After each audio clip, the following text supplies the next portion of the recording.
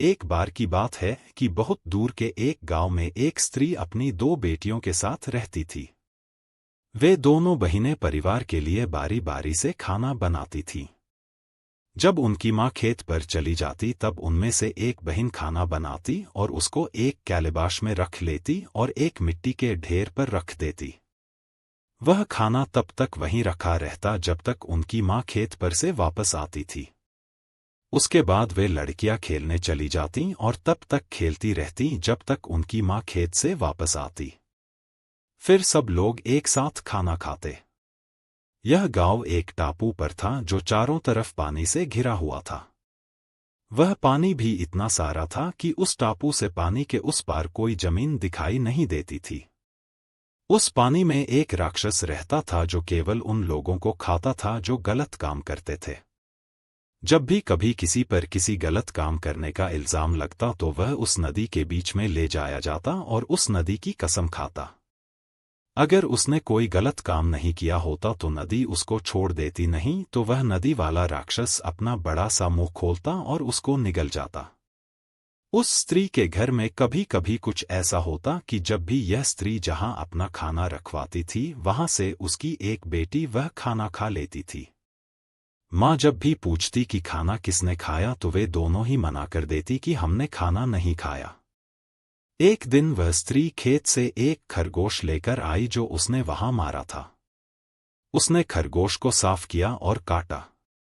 उसमें से उसका कुछ मांस उसने अपनी बड़ी बेटी को उसका सूप बनाने को दे दिया और बाकी बचा हुआ मांस उसने आग पर रख दिया। उस रात सबने इतना अच्छा खाना खाया जितना पहले कभी नहीं खाया था। सब बहुत खुश थे और सबका पेट खूब भरा हुआ था। अगले दिन उन लड़कियों की माँ बेटियों को घर छोड़कर खेत पर चली गई। जब माँ शाम को खेत से वापस आई तो उसने देखा कि उसका खरगोश का बचा हुआ मांस तो गायब था। वह बहुत गुस्सा हुई। उसने सोचा, खाना खाना तो मेरी समझ में आता है कि लड़कियों ने खा लिया होगा क्योंकि वे भूखी थी, पर मांस खाना, यह तो सीधे सीधे लालच है। और जो भी बच्चा इस तरह के स्वाद से बड़ा होता है वह अच्छा बच्चा नहीं होता। अगर उसका ऐसा ही स्वाद रहा तो वह तो घर में एक बीमारी बन जाएगा। यही सोचकर उसने लड़कियों से पूछताछ करने का निश्चय किया। उसने अपनी बेटियों को बुलाया और उनसे पूछा, खरगोश का मांस किसने खाया? पर दोनों ने मना कर दिया कि उनको इस बात की कोई जानकारी नहीं थी कि खरगोश का मांस किसने खाया। उसकी बड़ी बेटी बोली, मुझे तो यह भी नहीं पता था कि वह मांस आग पर रखा था। छोटी बेटी बोली, नहीं, मुझे इस बात का पता था। मैंने सोचा कि हम लोगों ने कल रात ही उसे खत्म कर लिया था। माँ उनके इन जवाबों से खुश नहीं थी। उसने उनसे कई बार सच बताने को कहा, मैं तुम लोगों को कोई सजा नहीं दूंगी, बस तुम लोग मुझे सच सच बता दो कि खरगोश का मांस किसने खाया। तुम लोगों को तो मालूम है कि मुझे चोरी करने वाले लोगों से कितनी नफरत है। तुम लोगों को कोई चीज लेने से पहले पूछना चाहिए, पर अगर तुमने कोई चीज बिना पूछे ले भी ली है तो फिर तुमको मान लेना चाहिए कि वह चीज तुमने ही ली है। बड़ी बेटी बोली, पर माँ, मैंने सच में मांस नहीं लिया। छोटी बेटी बोली, और मैं तो सारा दिन खेल रही थी। मुझे तो पता ही नहीं था कि हमारे घर में खरगोश का मांस और भी रखा है। वह बेचारी स्त्री बोली, और मैं सोच रही थी कि मैं अपने बच्चों को बहुत अच्छे तरीके से पाल रही हूं, पर अब मुझे लग रहा है कि मैं तो न केवल चोरों को पाल रही हूं बल्कि झूठ बोलने वालों को भी पाल रही हूं। कई दिनों तक वह सोचती रही कि वह क्या करे क्या करे।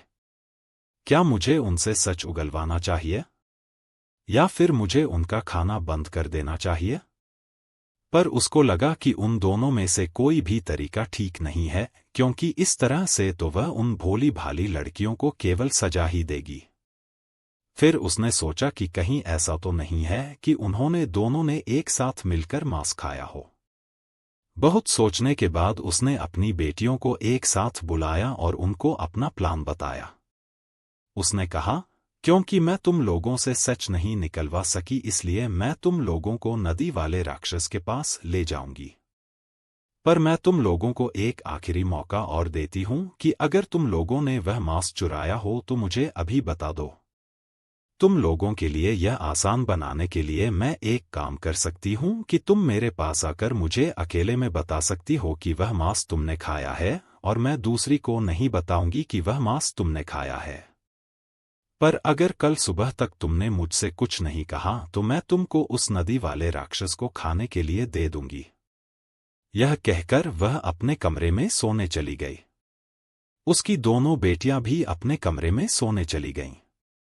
वहां जाकर वे सीधी लेट गईं और रात भर अपने छप्पर की छत पर बैठी रात में आने वाली मौत को देखती रहीं। बड़ी बेटी ने कहा, तुम इस बात को मान क्यों नहीं लेती? क्यों कल तुम सबको शर्मिंदा करना चाहती हो? छोटी बेटी बोली, और तुम ही इस बात को क्यों नहीं मान लेती? काफी रात गए तक वे एक दूसरे से ऐसे ही बहस करती रहीं, फिर पता नहीं कब उनको नींद आ गई। जब वे सुबह सोकर उठीं तो उनकी माँ खेत पर जा चुकी थी। यह देखकर उन दोनों को कम से कम दिन भर के लिए तसल्ली मिली। माँ के घर लौटकर आने से पहले छोटी बेटी ने सोचा कि नदी पर जाने के लिए काफी देर हो जाएगी। दोपहर बाद उन्होंने देखा कि उनकी माँ खेत पर से वापस आ रही थी। उसको देखते ही दोनों बेटियों के मुंह लटक गए और उनके दिल जोर जोर से धड़कने लगे। वे अपने में इतनी खोई हुई थीं कि उनको पता ही नहीं चला कि कब उनकी माँ उनके सामने आकर खड़ी हो गई। उसने पूछा, क्या तुम लोग मेरा स्वागत नहीं करोगी? वे कुछ परेशान सी बोलीं, हाँ हाँ आओ माँ। और उन्होंने अपनी माँ के हाथ में पकड़ा बोझा लेकर जमीन पर रख दिया। उन्होंने अपनी माँ को खाना परोसा और जब वह खाना खा चुकी तो उसने उनसे फिर पूछा कि क्या वे लोग यह बात मानने के लिए तैयार थीं कि खरगोश का मांस उन्होंने ही खाया था? पर उनमें से कोई कुछ नहीं बोला। सो उनकी माँ उन दोनों को लेकर नदी पर गई। वहां पहुंचकर उसने अपनी छोटी बेटी को एक बड़े से कैलेबाश के कटोरे में रखा और यह कहते हुए नदी में बहा दिया, बेटी, अगर तुम सच्ची हो तो वह तुमको छोड़ देगा, और अगर तुम सच्ची नहीं हो तो अलविदा मेरी बेटी। मैं तुमको आखिरी बार देख रही हूं। कैलेबाश का कटोरा बहता बहता नदी के बीच में चल दिया तो लड़की ने गाया, नदी के राक्षस, ओ नदी के राक्षस, अगर मैंने खरगोश का मांस खाया है तो मैं तुम्हारे पास आ रही हूं और मैं तुम्हारी हूं। अपना मुंह खोलो ताकि मैं उसमें घुस सकूं। पर अगर मांस किसी और ने खाया है तो हमेशा के लिए तुम अपना मुंह बंद कर लो ताकि मैं यहां से वापस जा सकूं। 2 या 3 लाइनें गाने के बाद उसको कुछ नहीं हुआ। नदी का बहाव बदल गया और लड़की अपनी मां के पास किनारे पर आकर लग गई।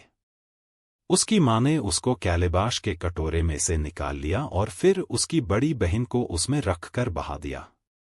जब बड़ी बहन उस कैलेबाश में बैठकर नदी के बीच में पहुंची तो उसने भी गाना शुरू किया, नदी के राक्षस, ओ नदी के राक्षस, अगर मैंने खरगोश का मांस खाया है तो मैं तुम्हारे पास आ रही हूं और मैं तुम्हारी हूं। अपना मुंह खोलो। इतना गाते ही नदी के पानी ने भंवर खाना शुरू किया और उसको अपने भंवर में निगलना शुरू कर दिया। उसकी मां ने उससे बहुत कहा कि वह अपनी गलती मान ले, पर वह उसने अपनी गलती नहीं मानी। जल्दी ही पानी उसकी गर्दन तक आ गया। उसकी मां ने एक बार फिर उससे कहा कि वह अपनी गलती मान ले, परंतु वह मना ही करती रही कि उसने खरगोश का मांस नहीं खाया। वह धीरे धीरे नदी के पानी में डूबती चली गई और नदी के पानी ने उसको पूरी तरह से ढक लिया। इसके बाद मां अपनी बेटी के लिए बहुत रोती रही। जब वह रोते थक गई तो वह अपनी छोटी बेटी को लेकर घर वापस चली गई। वे दोनों माँ बेटी बहुत दिनों तक जिंदा रहीं, पर जब भी वे नदी की तरफ जातीं तो वे अपनी बेटी और बहन के लिए बहुत रोतीं।